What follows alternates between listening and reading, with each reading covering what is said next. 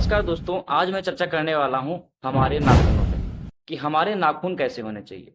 हर इंसान के बनावट के पीछे कुछ बहुत-बहुत बड़े कारण होते हैं, किन्हीं न किन्हीं कारणों की वजह से उसकी बनावट वैसी होती है। तो अगर हम अपने नाखूनों को ध्यान से देखें, तो किसी के नाखून छोटे होते हैं, किसी के बड़े होते हैं, किसी के गोल होते हैं, किसी के थोड़े होते हैं, किसी के लंबे होते हैं। अनेक प्रकार की आपको आकृतियाँ नाखूनों में देखने को मिल जाती हैं। तो आज हम इसी पे चर्चा करने वाले हैं कि किस आकार के कारण और कैसी बनावट के कारण किस इंसान का कैसा स्वभाव हो सकता है, कैसे उसके गुण हो सकते हैं, आने वाला फ्यूचर उसका कैसा हो सकता है एवं उसका पारिवारिक स्तर कैसा हो सकता है। तो आइए बिना देर किए शुरू करते हैं वीडियो को। सबसे पहले हम जानते हैं कि नाखून हमारा कितने प्रकार का होता है। सबसे पहले अगर नाखून की बात करें तो वह होता है उत्तम प्रकार का नाखून। उत्तम प्रकार में क्या होता है कि यह बहुत ही आकर्षक होता है और इसमें लालिमा नहीं होती है एवं चिकने होते हैं एवं मध्यम प्रकार के होते हैं। इसमें बहुत बड़े नहीं होते हैं, बहुत छोटे नहीं होते हैं। और अगर वास्तविकता में देखा जाए तो समुद्र शास्त्र ये भी बताता है कि जो हमारी उंगली का पहला पोटा होता है, मतलब इसका इसका आधा नाखून आपके आकृति में होना चाहिए, तो आपका उत्तम नाखून के अंदर आता है। इस नाखून वाले लोगों के क्या गुण होते हैं, क्या अवगुण होते हैं, किस प्रकार के ये लोग होते हैं, तो बिना देर के चलिए हम जान लेते हैं। देखिए, जिन व्यक्तियों का उत्तम नाखून होता है, वे अत्यंत आकर्षक होते हैं एवं उनकी बहुत ज़्यादा उन्नति होती है और धन में उनका पारिवारिक स्तर भी बहुत अच्छा होता है और उनके पास भी धन की भी कभी कोई कमी नहीं आती है। अगर हम दूसरे प्रकार के नाखून की बात करें, वे आते हैं गुलाबी नाखून। गुलाबी नाखून उन नाखूनों को कहते हैं जिनमें हल्की सी लालिमा पाई जाती है एवं हल्का सा गोल प्रकार में पाए जाते हैं और इनका चिकनापन एवं चमकीलापन बरकरार रहता है।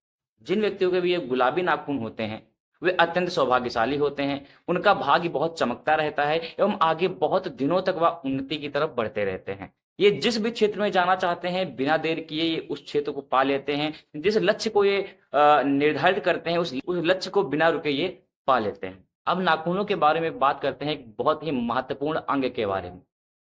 आपने देखा होगा कि नाखूनों के पिछले यानी कि निचले साइड में एक अर्धचंद्राकार आकृति बनी रहती है।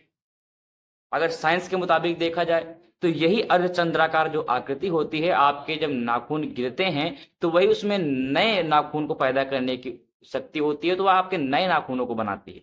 साथ ही साथ आपके पुराने नाखूनों को पोषण भी यही प्रदान करती रहती है। लेकिन आपने कई लोगों में देखा होगा कि किसी-किसी में अर्धचंद्राकार जो आकृति होती है बहुत बड़ी पाई जाती है और किसी-किसी में बहुत छोटी और यहाँ तक कि किसी-किसी में नहीं भी पाई जाती है।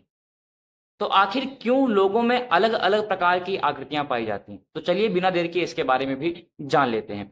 जिन व्यक्तियों में आप बड़ी चंद्राकार आकृति पाएँगे, वे व्यक्ति जो होते हैं बहुत ही गुणवान होते हैं, कलाओं में बहुत ही माहिर होते हैं एवं व्यापार के क्षेत्र में जाने की इनकी बहुत ज़्यादा संभावना होती है।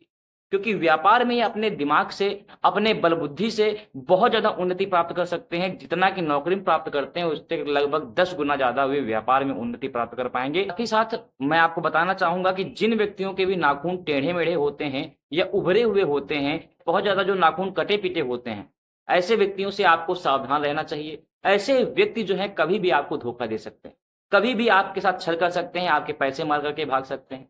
अगर हम इससे हट करके अब बात करें कि पुरुषों में अगर धँसे हुए नाखून हैं एवं हल्का-सा गोलाकार नाखून है, तो वह उनके धन के सूचक हैं। वे व्यक्ति जिनके नाखून खासकर सिर्फ़ पुरुषों में, मैं स्त्रियों की बात अभी नहीं कर रहा, पुरुषों में जो है अगर उनके नाखून पीछे साइड में, इधर के साइड में धँसा हुआ है और नाखून हल्का-सा गोलाकार में पाया गया है, तो ऐसे व्यक्ति जो है धन की कभी कोई कमी नहीं रहती, बहुत सारा धन कमाते हैं और अपने जीवन में एक के बाद एक उन्नति प्राप्त करते रहते हैं। साथ ही साथ कई लोगों की ये समस्या आती है कि उनके पुत्र नहीं होते, उनकी कोई संतान नहीं होती। तो ऐसे व्यक्तियों में आप अगर ध्यान से उनके नाखूनों को आप देखेंगे, तो उनके नाखून में कहीं न कहीं पीलापन पाया जाता है। कहते हैं कि खासकर समुद्र शास्त्र यही बताता है कि जिन व्यक्तियों के पुरुष, फिर वो चाहे पुरुष हो या स्त्री, अगर उसके नाखून पीले हैं, अगर पति-पत्नी में किसी एक के भी नाखून पीले आप पाते हैं, तो अधिकतर चांसेस हैं, 80% चांसेस हैं कि उनके पुत्र होने की संभावना बहुत कम है, उनके पुत्र नहीं होंगे। तो ये कुछ थी विशेष बातें। अभी इसमें यदि आप और ज़्यादा जानना चाहते हैं तो कमेंट में लिख करके अवश्य बताइएगा। साथ ही साथ अपने फ्यूचर के बारे में जानना चाहते हैं, आप कुछ भी इन्फॉर्मेशन जानना चाहते हैं तो कमेंट में लिख करके बताइएगा, हम आपके लिए नई वीडियो लाते रहेंगे। अभी तक अगर आपने इस चैनल को सब्सक्राइब नहीं किया और वीडियो को लाइक नहीं किया है तो बिना देर किए लाइक कर दीजिए इस वीडियो को और चैनल को सब्सक्राइब करना तो बिल्कुल भी मत भूलिएगा।